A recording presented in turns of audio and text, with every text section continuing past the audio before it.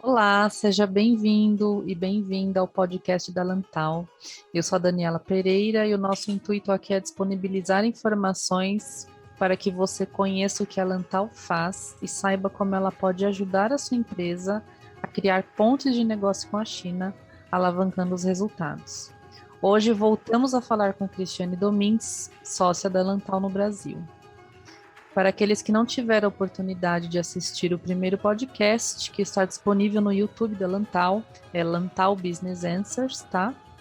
Falamos sobre o surgimento da empresa, os serviços e, entre outros assuntos, qual é o custo para abrir uma empresa na China. Oi, Cris, tudo bem? Tudo e você? Tudo jóia. Por favor, Cris, voltando na última pergunta do nosso podcast anterior, você poderia falar um pouco mais sobre esse assunto para a gente? O assunto que é sobre o custo de vida na China? Isso, é para dar uma noção do custo de vida, né? Então, a China, assim, eu não tenho de todo o país, né? Eu acho assim, mas acho que as cidades principais, como Xangai, Pequim, Shenzhen, Guangzhou, acho que dá para falar um pouco sobre isso, né? Uhum. Xangai é a capital meio que financeira do país, né? Então, ela é a mais cara, assim, é um pouco mais cara que as demais, né? Então, por exemplo, um escritório, para você alugar um escritório num coworking, alguma coisa assim, sai em média uns US$ 390. É 2.500 renminbi. Pensando que um dólar é mais ou menos, depende do dia, 6,5 renminbi, que é a moeda, né, yuan. Então, um escritório em Xangai sai por volta de uns US$ 390. O aluguel de uma kitnet, por exemplo, para você morar, sai de 600 a quase US$ 800. Depende do local, do distrito, mas enfim, é em torno disso. Para você abrir uma empresa, claro que, como a gente conversou no outro podcast, a empresa tem que ver que tipo de empresa a gente está abrindo, né? Que distrito você vai abrir, cada distrito dentro de uma cidade, mesma cidade, tem diferentes regras e diferentes taxas de impostos, enfim. Então, depende do tipo de empresa, do distrito que você vai abrir, é um valor, mas em média, né, são os 1.500 RMB, que dão uns US$ 230 por aí, tá? Uhum. E o funcionário administrativo custa uns US$ 1.300 para você por mês, isso em Xangai. Se a gente for para a capital, Pequim, um escritório lá custa uns US$ 370, uma kitnet fica entre 850 mil e US$ 80, ou seja, ela é mais cara que Xangai, né? Um pouco. A empresa, de novo, depende do lugar, mas é os 230, mais ou menos a mesma coisa. E um funcionário, que em Xangai custa US$ 1.300, em Pequim custa em torno de uns US$ 1.400, tá? Uhum. Guangzhou, que já fica na região de Canton, no sul da China, né, perto de Hong Kong, o escritório você paga uns US$ 230, uma kitnet já é um pouco mais barato, 450 a US$ 700. Abre empresa é o mesmo valor, e um funcionário já te custa US$ 1.100, mais ou menos. E Shenzhen, que é uma cidade que está muito na moda, que é conhecida como Vale do Silício, do hardware na China, tem muitas fundações americanas, muita gente está indo para lá para prototipar os seus produtos, para conhecer de perto o que tem de tecnologia lá. Um escritório lá custa uns US$ 310, uma kitnet não é caro, é mais ou menos o mesmo preço que Guangzhou, entre 540 a US$ 690. Abre empresa é o mesmo valor, US$ 230. E o funcionário, uns US$ 1.300, mais ou menos. Isso é uma média, né? Só para você ter uma noção de custo de vida lá, tá? Mais ou menos isso. Não sei se era isso que você estava querendo saber. Sim, nas principais cidades, né, já ajuda bastante as pessoas terem uma noção de valor, né? precisam levantar para se instalar na China. Isso. E pensando em negociação, né, uma vez que a pessoa vá querer fazer algum negócio ou instalar mesmo a empresa na China, o fator cultural é altamente relevante, né? Você poderia falar para a gente sobre como os chineses negociam? Como é que eu realmente lido com alguns chineses, não muitos, mas assim, a equipe da China, que é quem está direto com eles, diz o seguinte: eles gostam de negociar com pessoas que eles conhecem, né? Então, eles gostam de se relacionar com as pessoas que eles vão negociar, né? Existe até um certo bairrismo de fazer negócio com as empresas e pessoas da sua região, principalmente porque falam o mesmo dialeto.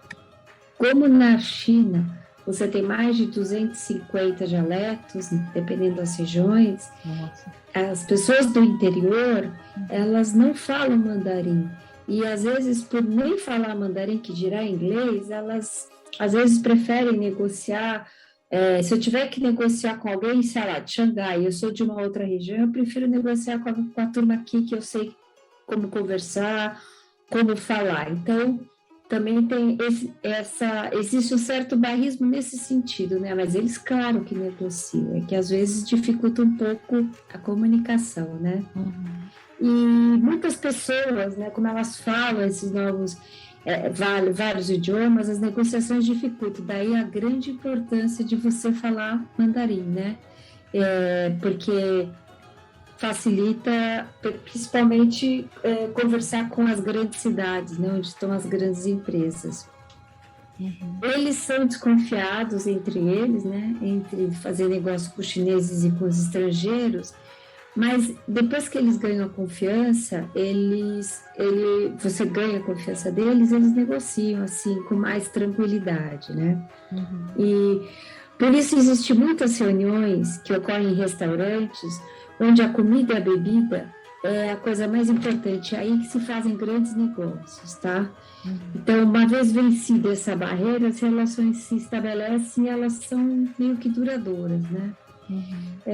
Assim, tem um termo chamado Guanxi, que se vocês quiserem saber mais sobre esse relacionamento, tem um vídeo no YouTube do nosso canal, Lantau Business Answer, que é Fazendo Negócio com os Chineses, que ali explica melhor como é essa relação cultural que se dá com os chineses. Acho que fica a dica aí, tá bom? Super válido a gente ver esse vídeo.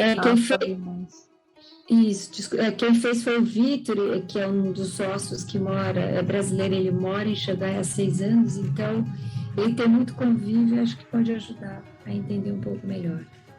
Bacana. Então vamos conferir o vídeo lá no canal da Lantau, hein, pessoal? Bom, de modo geral, a China recebe bem os brasileiros, fica essa dúvida, né? Porque é um povo muito diferente, com outro tipo de cultura, a gente fica com essa questão em mente. Como ocorre isso? Eu já fui para a China, mas eu não morei, né? Eu fiquei um tempo, fui, né, trabalhar, fazer outras coisas, mas nunca morei. A nossa equipe de brasileiros que moram na China, eles falaram que eles nunca passaram por dificuldade por ser estrangeiro, né? Claro que eles moram em Xangai, então o que eles dizem é morar nas grandes cidades, né? Você não tem essa dificuldade, como Xangai, Pequim, na província de Guangdong, que é onde fica Shenzhen e Guangzhou. Então, eles não têm resistência porque eles já estão muito acostumados com os estrangeiros, né? Se você for um pouco para o interior da China, você não vai ser hostilizado, você vai ser mais observado, porque eles não estão acostumados a ver pessoas de olhos redondos, né? Não, então, eles têm muita curiosidade, mas eles não vão te hostilizar, muito pelo contrário. Eles vão querer ser gentis com você. Um caso que aconteceu quando eu estive na China e a gente foi visitar uma fábrica bem no interior, um dos rapazes que estava comigo, ele era de olhos claros e era loiro, assim, não era castanho escuro, era mais claro. Vários funcionários passavam, botavam a cara na sala de reunião, achando que ele fosse um ator de Hollywood, pediram para tirar foto com ele, para ele escrever o nome dele e tal. Ele falou assim, eu me senti o próprio ator de Hollywood, porque eles não tinham. Bacana. Era muito no interior, eles nunca tinham visto gente de olhos claros. Achei interessante. Causa uma estranheza, né? Admiração. Exato. E no caso de abertura de empresa da China, quais são os setores que oferecem maior demanda? Para as empresas brasileiras na China, né? Isso. E existe um pouco de tudo, né? Por exemplo, atualmente, um pouco antes da pandemia, a abertura de empresa no Vale do Silício, que eu comentei, né, Shenzhen, a gente ajudou uma startup e uma outra empresa que queria desenvolver melhor algum software, fazia parceria, então eles acharam que abrir as operações em Shenzhen seria extremamente importante para eles vivenciarem isso, né? Esse ambiente, né? Então, isso é uma tendência que acontece. Abrir uma trade na China, por exemplo, se você já é um importador, se você já compra produtos da China, às vezes de grandes quantidades, né? Quer dizer, às vezes vale a pena você abrir uma trade na China, né? Uma empresa na China, essa sua empresa compra do fornecedor chinês e essa empresa sua chinesa, né?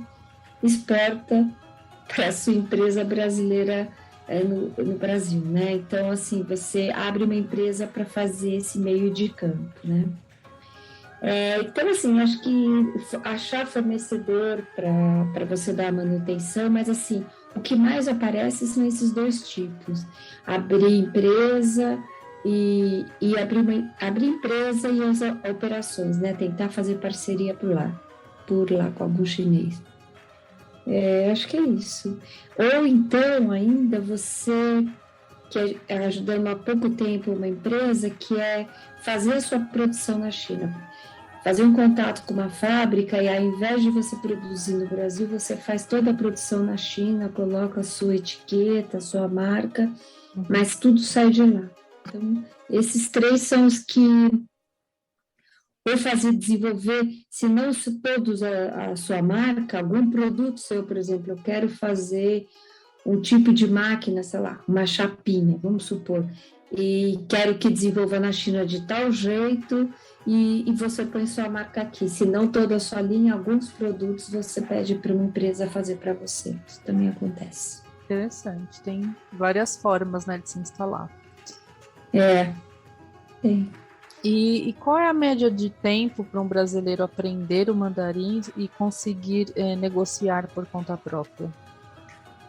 Então, eu não falo mandarim, né? Mas, por exemplo, o Vitor, que já está lá há 6 anos, né? Ele fala correntemente mandarim, fez, inclusive, tipo TOEFL para o mandarim é um outro esquema, são 6 níveis, ele já fez os 5.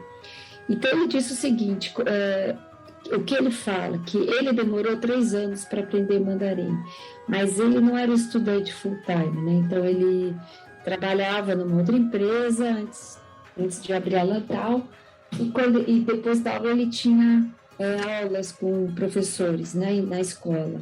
Essa pessoa for dedicada todos os dias, tal, ele acredita que em 2 anos você consegue falar bem mandarim.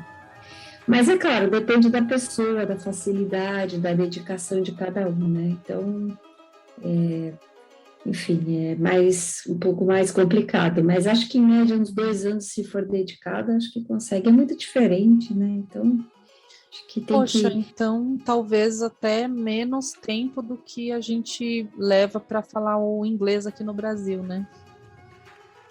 Eu acho que é mais difícil, porque escrever é completamente diferente, os símbolos são diferentes, eles têm significado, e juntar 2 significados quer dizer uma outra palavra, então eu acho que não demora, eu acho que demora mais tempo, mas quando você está imerso no país, você fala mais rápido, né? Em inglês você não demora 2 anos para falar, em 6 meses você já está se virando, né?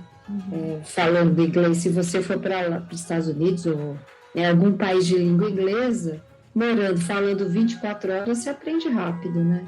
Aqui é que você demora mais tempo. Então, eu acho que ele demora mais que o inglês, porque a lógica é outra.